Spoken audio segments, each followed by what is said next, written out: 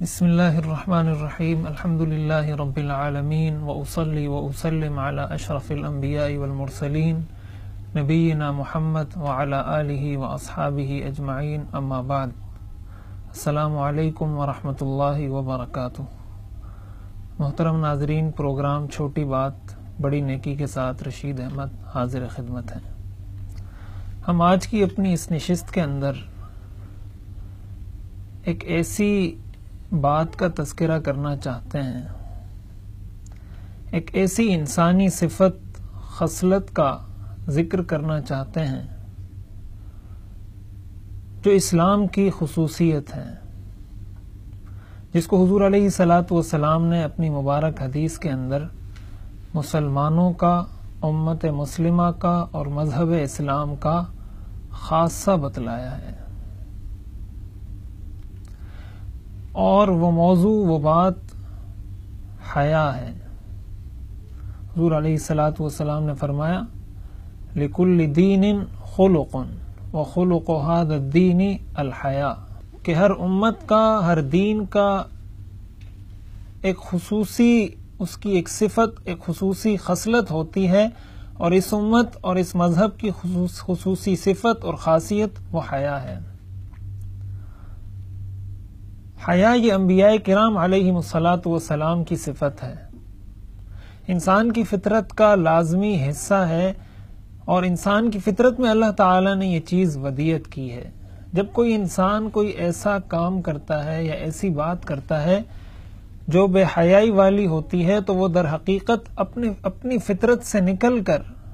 کوئی ایسا کام یا کوئی ایسی بات کرتا ہے۔ چنانچہ قرآن اور حدیث کا مطالعہ ہمیں یہ بتاتا ہے کہ یہ ایک ایسی صفت ہے جو اللہ تعالیٰ کو بہت پسند ہے، اور حیا کا مطلب یہ ہوتا ہے کہ انسان کی نظر میں اس پر جو احسان کرنے والا ہے، اس کی احسانات کا، اس کی نعمتوں کا اس کو ہر وقت استحضار ہو، اسے وہ ہر وقت دیکھتا رہے، سوچتا رہے، اور اس کی بنیاد پر پھر وہ کوئی ایسا کام نہ کرے جو اس سے متصادم ہو، اور ہمیشہ اپنے آپ کو یہ سمجھے کہ میں کبھی اس کا حق ادا نہیں کر سکتا۔ قرآن کریم میں اگر آپ دیکھیں، حضرت موسیٰ علیہ السلام کا تذکرہ کیا گیا، تو جب وہ مصر سے نکل کر تشریف لائے مدین، تو حضرت شعیب علیہ السلام کی جو بیٹیاں وہ اپنے جانوروں کو پانی پلانے کے لیے آئی ہوئی تھی اور پانی بھر کر لے جانے کے لیے آئی ہوئی تھی، تو بہت سارے لوگ پانی بھر رہے تھے،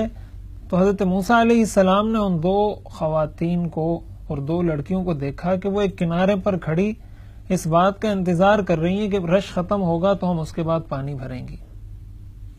چنانچہ قرآن کریم نے اس کو ذکر کیا اور فرمایا وَوَجَدَ مِن دُونِهِمُ امْرَأَتَيْنِ تَذُودَانِ، تو حضرت موسیٰ علیہ السلام نے پوچھا قَالَ مَا خَطْبُكُمَا، کہ تمہارا کیا معاملہ ہے؟ تو انہوں نے یہی جواب دیا قَالَتَا لَا نَسْقِي حَتَّى يُصْدِرَ الرِّعَاءُ، کہ جب یہ رش ختم ہو جائے گا اس کے بعد ہم اپنے جانوروں کو پانی پلائیں گے۔ تو حضرت شعیب علیہ السلام کی اولاد کے اندر خود حضرت موسیٰ علیہ السلام بہت حیا والے تھے، چنانچہ قرآن کریم کی جو یہ آیت ہے لا تکونوا کالذین آذوا موسیٰ فبرأہ اللہ مما قالوا، اس کے شان نزول میں مفسرین نے یہی بات لکھی ہے کہ حضرت موسیٰ علیہ السلام بہت حیادار تھے،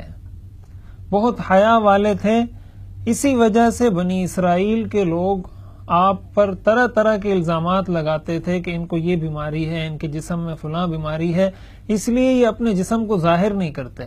اور حضرت موسیٰ علیہ السلام حیا کی وجہ سے، شرم کی وجہ سے اپنے جسم کے کسی حصے کو ظاہر نہیں کرتے تھے۔ اس سے ہٹ کر خود حضور علیہ الصلاۃ والسلام کے بارے میں آتا ہے کان اشد الناس حیاء من العذراء فی خدرها، کہ حضور علیہ الصلاۃ والسلام اتنے زیادہ باحیا تھے کہ ایک کنواری لڑکی بھی اتنی باحیا نہیں ہوتی جتنی حیا حضور علیہ الصلاۃ والسلام میں تھی۔ حضور جب کسی سے بات کرتے تھے تو آنکھوں میں آنکھیں ڈال کر نہیں بلکہ آنکھوں کو جھکا کر بات کیا کرتے تھے۔ چنانچہ حضور علیہ الصلوۃ والسلام کا ایک دفعہ گھر میں ولیمے کی تقریب تھی، آپ کی زوجہ مطہرہ، آپ کی شادی ہوئی، ولیمے کے لیے آپ نے صحابہ کو بلایا۔ اب صحابہ کرام میں سے بعض صحابہ ایسے تھے جو تشریف رکھتے تھے، کھانا کھانے کے بعد بھی وہ بیٹھے رہے اور وہ گئے نہیں۔ تو حضور علیہ الصلوۃ والسلام کو اگرچہ تکلیف ہو رہی تھی ان کے اس بیٹھنے سے، لیکن آپ نے حیا کی وجہ سے ان کو یہ نہیں کہا کہ آپ چلے جائیں، کھانا وغیرہ کھا لیا ہے۔ آپ ان کا انتظار کرتے رہے یہاں تک کہ جبریل علیہ السلام وحی لے کر آئے اور انہوں نے یہ فرمایا لا تدخلوا بیوت النبی حتی یؤذن لکم، اور اس کے بعد آگے اللہ تعالی نے یہی فرمایا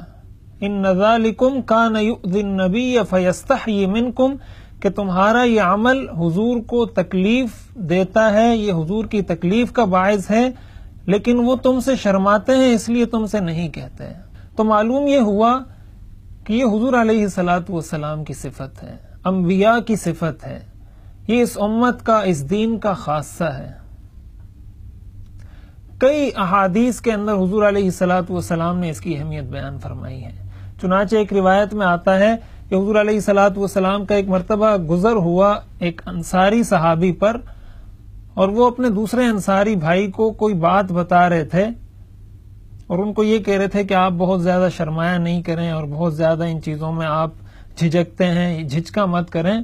تو آپ علیہ الصلوۃ والسلام نے ان کو منع فرمایا اور فرمایا دعہ فإن الحیاء من الایمان، کہ ان کو اس کام سے مت روکو، حیا ایمان کا حصہ ہے، حیا ایمان کا شعبہ ہے۔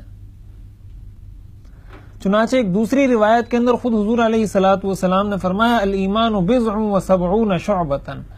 اور ایک روایت میں آتا ہے الایمان بضع وستون شعبۃ فافضلها قول لا الہ الا اللہ وادناها اماطۃ الاذى عن الطریق والحیاء شعبۃ من الایمان۔ آپ نے فرمایا کہ ایمان کے 70 سے زیادہ شعبے ہیں، اور ایک روایت میں آپ نے فرمایا کہ ایمان کے 60 سے زیادہ شعبے ہیں، اور سب سے افضل شعبہ وہ لا الہ الا اللہ ہے، سب سے ادنا شعبہ وہ یہ ہے کہ آپ راستے سے تکلیف دہ چیز کو ہٹائیں، اور پھر ان 70 73 72 شعبوں میں سے خصوصیت کے ساتھ آپ نے جس شعبے کا ذکر کیا آپ نے فرمایا والحیاء شعبۃ من الایمان، کہ حیا ایمان کا ایک بہت اہم شعبہ ہے۔ حضور علیہ الصلوۃ والسلام کا اتنے سارے شعبوں میں سے اس کا چناؤ کر کے ذکر کرنا یقیناً اس بات کی غمازی کرتا ہے، یہ بات بتاتا ہے کہ حیا کا ایمان کے اندر، دین کے اندر بہت بڑا مقام اور اس کی بہت بڑی اہمیت ہے۔ چنانچہ ایک حدیث کے اندر حضور علیہ الصلوۃ والسلام نے فرمایا الحیاء لا یأتی الا بخیر، کہ حیا ہمیشہ خیر ہی ساتھ لاتی ہے، اور ایک روایت میں تو آپ نے یہ فرمایا الحیاء خیر کلہ، کہ حیا نام ہی خیر کا ہے، جس شخص میں حیا ہوتی ہے اس کے لیے خیر ہی خیر ہے، اور جس شخص سے حیا رخصت ہو جاتی ہے اس کے لیے کوئی خیر نہیں۔ اب چاہے وہ حیا، وہ شرم ایک قوم میں ہو، ایک خاندان میں ہو، ایک معاشرے میں ہو، ایک بستی میں ہو، ایک شہر میں ہو، ایک ملک میں ہو، یا پوری دنیا کے اندر ہو، جس شخص سے حیا رخصت ہوتی ہے اس سے خیر رخصت ہو جاتی ہے، جس خاندان سے حیا رخصت ہوتی ہے وہاں سے خیر رخصت ہو جاتی ہے، جس معاشرے، جس بستی، جس قریے، جس کوچے، جس شہر اور جس ملک سے حیا رخصت ہوتی ہے وہاں سے خیر رخصت ہو جاتی ہے۔ چنانچہ حضور علیہ الصلوۃ والسلام نے اپنی ایک مبارک حدیث میں ارشاد فرمایا ان مما ادرک الناس من کلام النبوۃ الاولی اذا لم تستحی فاصنع ما شئت۔ حیا ایک ایسی صفت ہے جو انسان کو ہر طرح کے گناہوں سے، ہر طرح کی نیچ قسم کی حرکتوں سے اور ہر طرح کے برے کردار سے انسان کو روکتی ہے۔ یہ صفت جب کسی انسان میں پائی جاتی ہے تو پھر وہ بہت سارے ایسے کام خود نہیں کرتا، اگرچہ اسے کوئی بتانے والا نہ ہو، کہ اس کی فطرت ہی اسے بتا دیتی ہے کہ یہ کام حیا کے خلاف ہے۔ اسی لیے حضور نے فرمایا اذا لم تستحی فاصنع ما شئت، کہ جب تم میں حیا نہ رہے، جب تم بے شرم ہو جاؤ پھر جو چاہو کرو۔ اس لیے کہ جب حیا انسان سے رخصت ہو جاتی ہے پھر وہ کچھ بھی کرے، تو جو روکنے والی چیز ہے، جو روکنے والا جو فیکٹر ہے، جو اثر کرتا ہے اور انسان کو برے اعمال، برے کردار، بری گفتگو، فحش گوئی سے جو روکنے والی چیز ہے وہ حیا ہے۔ جب حیا رخصت ہو جاتی ہے پھر انسان جو چاہے کہے اور جو چاہے کرے۔ آج اگر ہم اپنے معاشرے میں دیکھیں تو ہمارے معاشرے کے اندر بہت سارے شعبوں کے اندر بہت افسوس کے ساتھ کہنا پڑتا ہے کہ حیا نکلتی جا رہی ہے۔ ہمارے خاندانی سسٹم سے، فیملی سسٹم سے، ہمارے معاشرے سے، ہمارے گلی کوچوں سے، ہماری معاشرت سے، ہماری زندگیوں سے یہ چیز رخصت ہوتی جا رہی ہے۔ علامہ ابن القیم رحمہ اللہ نے فرمایا کہ حیا یہ انسان کا خاصہ ہے۔ جب انسان سے حیا نکل جاتی ہے تو اس میں اور جانور میں کوئی فرق نہیں رہتا، اس لیے کہ جانور میں بھی گوشت، چربی، خون، کھال اور ہڈیوں کا مجموعہ ہے اور یہ انسان بھی انہی چیزوں کا مجموعہ رہ جاتا ہے۔ اصل جو چیز اس کو جدا کرتی ہے وہ یہ حیا ہے۔ جب انسان کے اندر حیا نہ رہے تو پھر وہ انہی کے ساتھ جا کر مل جاتا ہے، اور اس کی وجہ سے معاشرے میں جس انداز سے غیر محسوس طریقے سے برائیاں پھیلتی ہیں،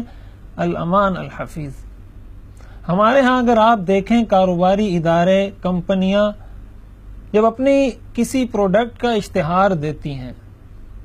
اپنی مصنوعات کے اشتہار کے لیے سائن بورڈ، ہوڈنگز لگاتی ہیں، تو اس میں اشتہار سے زیادہ، اپنی پروڈکٹس کے اشتہار سے زیادہ بے حیائی کا اشتہار ہوتا ہے۔ یعنی اپنی پروڈکٹ کا اشتہار کم اور بے حیائی کا اشتہار زیادہ ہوتا ہے۔ اس کو بچے بھی دیکھتے ہیں، بوڑھے بھی دیکھتے ہیں، خواتین بھی دیکھتی ہیں، معاشرے کا ہر فرد اس کو دیکھتا ہے۔ تو غیر محسوس طریقے سے ہماری زندگیوں میں یہ چیز آتی جاتی ہے اور وہ حیا آہستہ آہستہ آہستہ آہستہ کر کے رخصت ہوتی چلی جاتی ہے۔ ہمیں بھی اس چیز کی پرواہ نہیں ہوتی۔ ہمیں کنزیومر رائٹس کا استعمال کرتے ہوئے ہم یا تو ایسی پروڈکٹس کا بائیکاٹ کریں، ہم ان کو استعمال ہی نہ کریں، یا مؤثر طریقے سے، آفیشلی طریقے سے ہم ان کو اپنا مؤثر احتجاج ریکارڈ کروائیں کہ ہم ایسی پروڈکٹس استعمال نہیں کریں گے جس کی تشہیر کے اندر بے حیائی کی گئی ہو۔ آپ اگر اس کو یہ سمجھتے ہیں کہ اس کی وجہ سے آپ کی پروڈکٹ زیادہ بکے گی یا بہت زیادہ اس کی تشہیر ہو جائے گی، یا آپ اس کو کوئی ڈیزائننگ کا یا آپ اس کو گرافکس کا کوئی کمال سمجھتے ہیں، تو یہ بات بھی غلط ہے۔ دنیا کے اندر ایسی سینکڑوں مثالیں موجود ہیں، ملٹی نیشنل کمپنیاں جو اپنا اشتہار بناتی ہیں اور اس میں کسی انسان کی تصویر تک نہیں ہوتی، اور وہ اس وقت ملٹی نیشنل کمپنیوں کی حیثیت سے کام کر رہی ہیں۔ اصل کمال اور فن تو یہ ہے کہ آپ اپنا فن دکھائیں، اس کے ذریعے آپ کوئی ایسا کریٹو آئیڈیا، کوئی ایسی چیز دکھائیں کہ دیکھنے والا خود متوجہ ہو کر آپ کی پروڈکٹ کو دیکھے، اس کو خریدے اور اس کو پرکھے۔ یہ کیا ضروری ہے کہ ہم نے اپنا پروڈکٹ، اپنا اگر کوئی چیز بیچنی ہے تو اس کے لیے ہم حیا کا جنازہ ہی نکال کر وہ چیز بیچیں۔ اور ظاہر ہے جب اس طریقے سے کوئی چیز بیچی جاتی ہے، اس طرح کی غیر شرعی اعمال کا ارتکاب کر کے، تو پھر اس میں بے برکتی ہوتی ہے۔ اسی بے برکتی کی وجہ سے پھر انسان پر مصیبتیں آتی ہیں، پریشانیاں آتی ہیں، مصائب آتے ہیں، اور جو استعمال کرنے والے ہیں ظاہر ہے اگر وہ مجبور ہیں تو کسی نہ کسی درجے میں ان پر بھی اس چیز کا اثر تو ضرور ہوتا ہے۔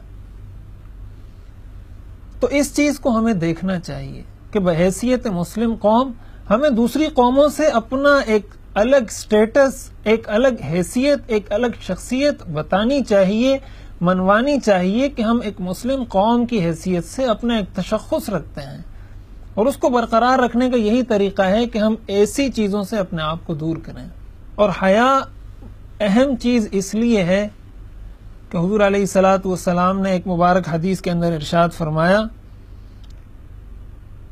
الحیاء والایمان قرنا جمیعا، کہ حیا اور ایمان یہ دو ساتھی ہیں، یہ دو دوست ہیں۔ فَإِذَا رُفِعَ أَحَدُهُمَا رُفِعَ الْآخَرُ، جب ان میں سے کوئی ایک چیز اٹھتی ہے تو دوسری اس کے ساتھ اٹھ جاتی ہے۔ یہ کتنی الارمنگ بات ہے، کتنی خطرناک بات ہے۔ حضور یہ فرماتے ہیں کہ حیا اور ایمان میں سے جب ایک چیز انسان کی زندگی سے، کسی معاشرے سے رخصت ہوتی ہے تو دوسری چیز اس کے ساتھ ہی رخصت ہو جاتی ہے۔ اس سے اس بات کی اہمیت کا پتہ چلتا ہے کہ ہم اپنے معاشرے کے اندر حیا کی تعلیم کو عام کریں. مردوں کا عورتوں کے ساتھ اختلاط، مخلوط ماحول میں بیٹھنا، مخلوط ماحول میں پڑھنا، عورتوں کے ساتھ رہنا، عورتوں کے ساتھ بات چیت کرنا، شرعاً ان چیزوں کی اجازت نہیں ہے. شریعت نے حدود مقرر کی ہیں. ان حدود کا خیال کرتے ہوئے ہمیں شریعت پر عمل کرنا چاہیے اور اس چیز کو اپنی زندگیوں میں جو رخصت ہوتی جا رہی ہے اس کو اپنی زندگیوں کے اندر لانا چاہیے. اسی کے ساتھ ساتھ ایک بہت اہم بات کہ حیا کا تعلق صرف عمل سے نہیں بلکہ زبان سے بھی ہے. آج کل ہمارے نوجوان بھائی جب اپنے کسی بے تکلف دوست سے ملتے ہیں، جب اپنے دوستوں یاروں کی محفلوں میں بیٹھتے ہیں تو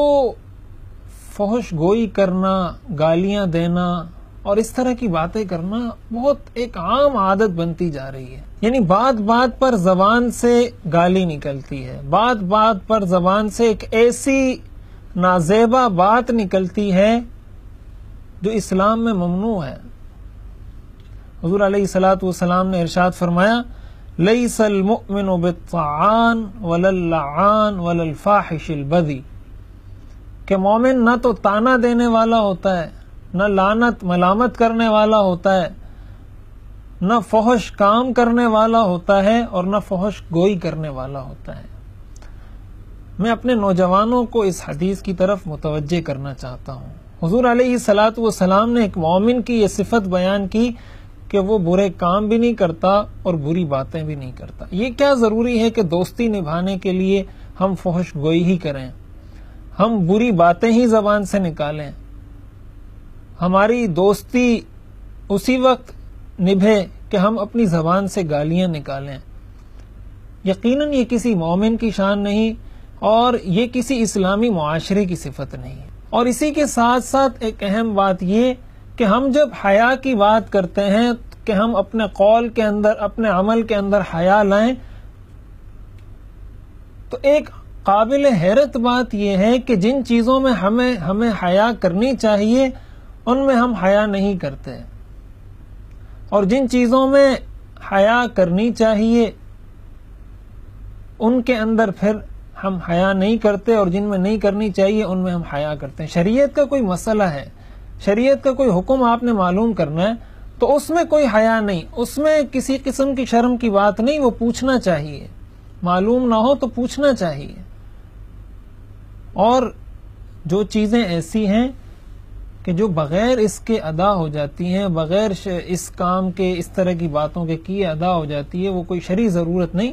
تو اس طرح کی باتوں سے پرہیز کرنا چاہیے. ہم اگر یہ کوشش کریں اس کے لیے اپنی ذاتی زندگی میں، اپنی خاندانی زندگی میں جس حد تک ہم کر سکتے ہیں اس حد تک ہم کوشش کریں تو یقیناً ہمارے معاشرے کے اندر بہت بہتری آ سکتی ہے، انقلاب آ سکتا ہے، اسلام کی حقیقی بہاریں ہم دیکھ سکتے ہیں اپنی زندگی کے اندر. اللہ تعالیٰ سے دعا ہے کہ ہمیں ایک باحیا مسلمان، ایک باحیا خاندان، باحیا معاشرہ تعمیر کرنے میں اپنا حصہ ڈالنے کی توفیق عطا فرمائے. یہاں وقت ختم ہوا چاہتا ہے ہمارے پروگرام کا. انشاءاللہ ملاقات ہوگی اگلے پروگرام میں. تب تک کے لیے دیجیے اجازت. السلام علیکم ورحمۃ اللہ وبرکاتہ. Allah